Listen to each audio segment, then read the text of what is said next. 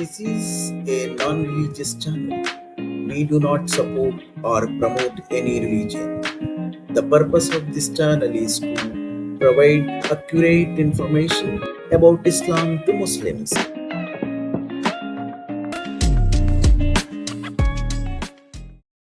ఈ మొహమ్మద్ ఈ వచనాలను పట్టుకొని మక్కాలో తిరుగుతున్నప్పుడు ఈ ఖురేష్ తెగకు సంబంధించినటువంటి ఒక సంపన్న తెగ నాయకుడు ఉండేవాడు. అతన్ని ఖాలిద్ బిన్ ముగైరా అంటాడు. మక్కాలో మొహమ్మద్ పుట్టినటువంటి ఖురేష్ అనే అరబ్ తెగలో చాలా మంది నాయకులు ఉండేవాళ్ళు. అందులో ఒక సంపన్న నాయకుడి పేరు ఖాలిద్ బిన్ ముగైరా. అతను చాలా సంపన్నుడు.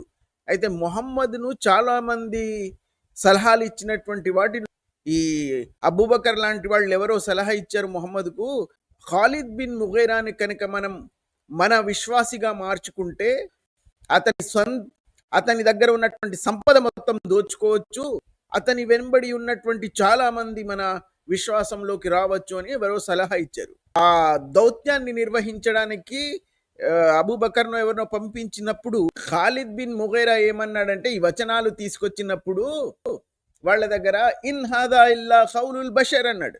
అంటే ఇవి కేవలం మనుషులు నిర్మించిన ఒక కవితా శకలం, దానికి మించి వేరే ఒక్క ప్రాధాన్యత కూడా దీనికి లేదు అని తీసి పడేశాడు.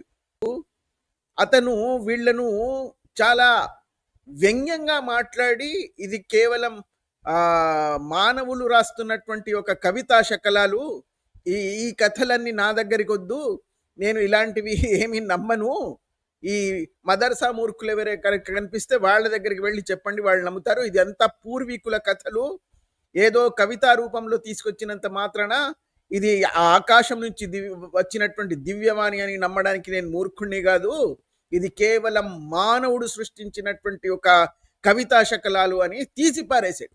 అప్పుడు అల్లాహుకు ఎవరైనా ఇతని వచనాలను తిరస్కరించినా లేకపోతే నిషేధించిన కోపం నషాళానికి ఎక్కుతుంది.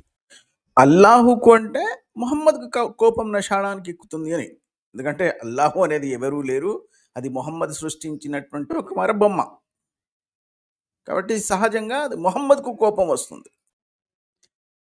సహజంగానే ఎవరైనా ఈ వచనాలను తిరస్కరించి ఇది మనిషి నిర్మితమని, ఇది పూర్వీకుల కథలని చెప్పినప్పుడు మొహమ్మద్కు కోపం నషాళానికి ఎక్కుతుంది. అంటే మళ్ళీ అల్లాహు పేరు చెప్పి ఖురాన్లో మళ్ళీ వచనాలు తీసుకొస్తాడు.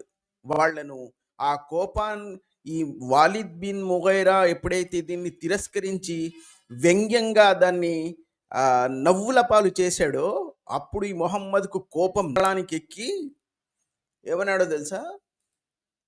ఏమిటి, నేను తీసుకొచ్చినటువంటి ఈ వచనాలను దివ్యవాణి కాదని, మనిషి నిర్మితమని వ్యంగ్యంగా నన్ను తిరస్కరిస్తాడా?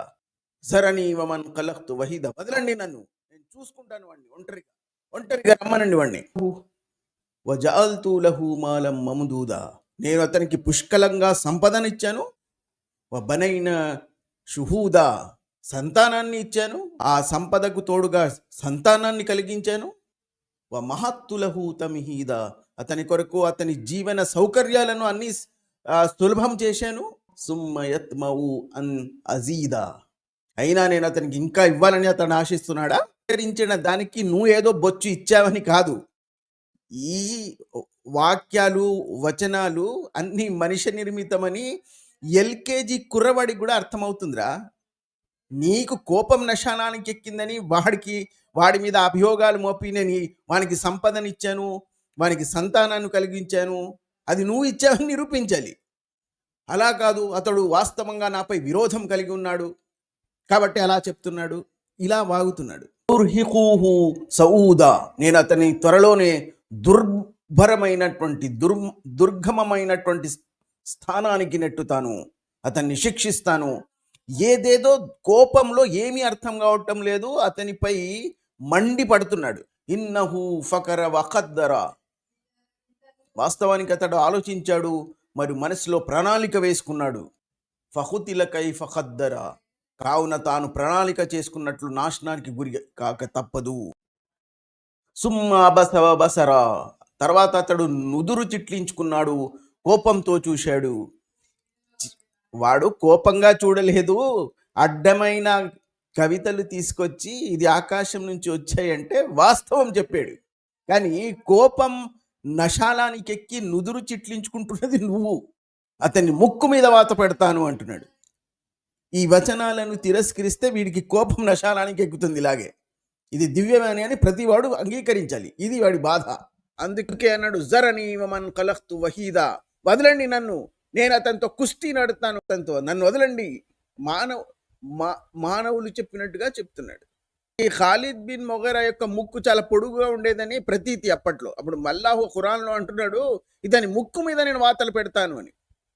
ఈ చేష్టలు వింటే ఎవడైనా ఈ మహత్తరమైనటువంటి విశ్వాన్ని సృష్టించిన సృష్టికర్త యొక్క మాటలుగా ఎవరైనా ఒక విశ్వాన్ని సృష్టించినటువంటి కర్త చెప్తున్నాడని ఎవ్వరూ నమ్మడానికి వీల్లేని సంభాషణలు చెప్తూ ఉంటాడు.